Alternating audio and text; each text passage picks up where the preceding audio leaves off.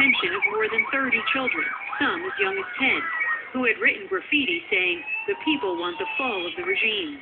The protesters soon added corruption and economic hardship to their list of grievances.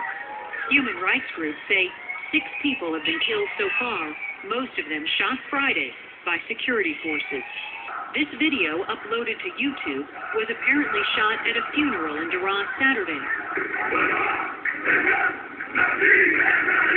The unrest has since spread to towns near Daraa, an important agricultural center close to the border with Jordan. On Monday, video was posted on YouTube, apparently showing a protest in Enkel, where a crowd chanted, "After today, no fear." President Bashar al-Assad has in some ways opened up a country tightly controlled by his father, allowing greater economic freedom and access to the internet. But the regime's tolerance of dissent is very limited. Its extensive security forces, often in plain clothes, have moved in quickly. This cell phone video apparently showing the arrest of a woman protester.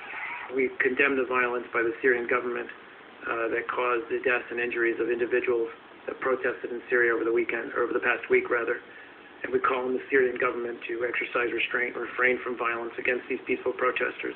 The U.S. has few options to influence events in Syria, but they seem to be acquiring a momentum of their own, with widespread protests being called for Friday on Facebook and other social media. Michael, you say you're actually surprised to see this happening in Syria. Yeah, I am. Syria was one of a couple of countries in the region where you'd say, yeah, it's not going to happen there, or it's not going to happen there yet. It's going to take a long time.